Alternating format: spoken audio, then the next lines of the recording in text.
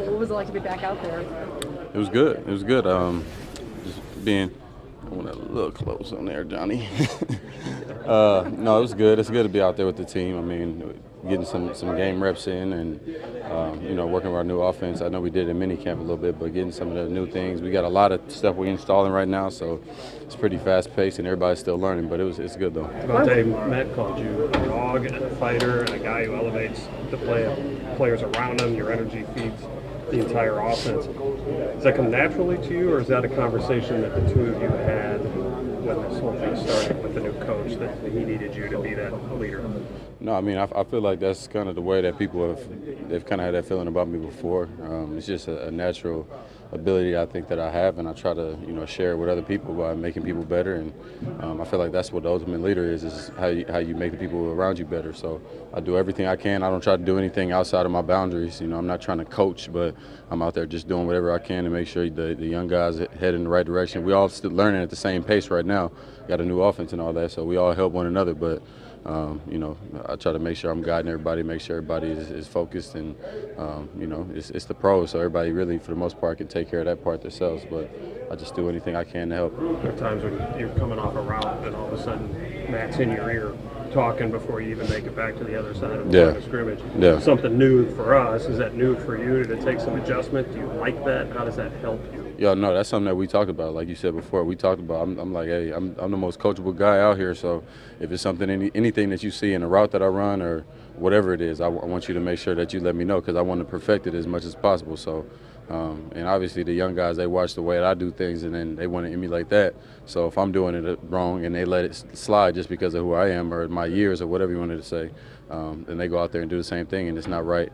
I feel like that's not right. So I do whatever I can to be open with him so that he can be open with me and feel like he can coach me up at any point. What are your impressions of this offense, and what's it like going through this process of learning something new for the first time in a handful of years? Yeah, I mean, it's complex. It's a lot to it, but it's nothing we can't handle. It's really early still, so we still getting a good feel for how we run in certain routes, the quarterbacks on certain timing, but that's what this time is for, to practice and get better and get on the same page. Devontae, one of the things that guys try to emulate with you is your release off the line of scrimmage. Mm-hmm. Obviously, we know how good it is, but in this offense, sometimes you're doing a lot of motion too. So how does this offense tailor to your skill set, and how will it help you? Well, I mean, it's inviting a lot less press coverage, but I mean, something that I've been comfortable with is press coverage, so it's not like it's taking anything away or adding anything really, but it's going to allow me to get out and get into my routes a lot easier. And, if guys want to still move with motions and match and press from there, it's really just going to take it back to what I'm used to. So at the end of the day, I feel like it's a win-win for the offense.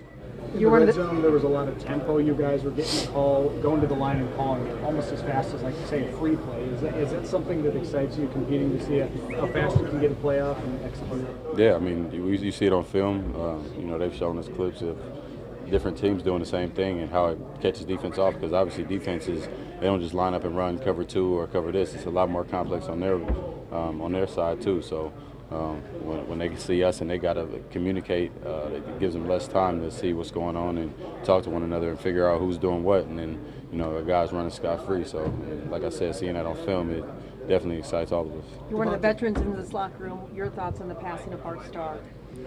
I mean, it's incredibly sad. Obviously, we all, I met Bart a couple times, and it was pretty late on, but from our interaction, it was a great interaction. Obviously, everybody, guys like 12 have had a little bit more intimate times with him, and more interaction. But just from what I've known, the first thing that I knew about him, well, not knew about him, I knew about it before, but wasn't really conscious. They called me on draft day and asked me what number I wore, and I wore 15 in college, and I told them 15, and they gave me a pretty crazy awkward pause, and I'm like, 15, and they're like, there's a guy by the name of Bart Starr who played here, and I was like, oh, no disrespect, I didn't realize it, but so that was the first interaction that we kind of had, and then I ended up telling them about that later on too. So obviously everybody's sad around here, and hopefully we can all move on at some point and keep them in our hearts.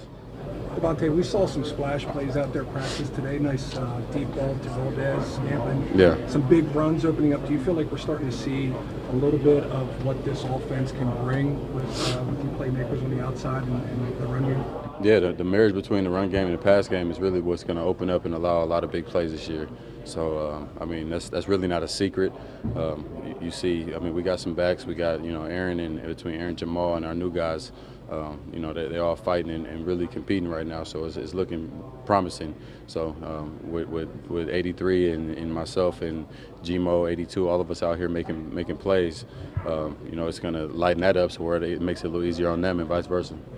Randall was like the prototypical slot type, but now that you guys are all taller, a lot bigger. Yeah. What do you guys think about that position and knowing that you guys all kind of have a shot at that slot? Yeah, I mean it's a little different. I mean having a guy like Gmo's, he's a little bit taller than me, so he's been playing a lot of that slot right now. But it's nothing that he can't handle and can't do. Him and Cobb have a similar skill set. You haven't really been able to see it as much because Gmo played outside for the most part, but this gives him opportunity to get out and get in there and show what he can do. Do you feel any different in this respect of now leading this room? Was that? Of leading this room? Yeah. Does it feel any different to you? Not really. I mean, it's pretty much the same guys we've had, and everybody has at least a year under their belt, other than a couple. We didn't draft any new rookies, so it's not like we got any true new booties coming in. So, but these guys, they know how to handle their business, and they've seen, guys like, some of them seen Jordy. Most of them, pretty much all of them, seen how Randall and myself work and how we attack every day. So there's not much that needs to be said to them, and it makes my job easy. That's just the key, right? Just work how you work. Yeah, man, just work and get better every day. It's not about competing with anybody else but yourself. Just getting better.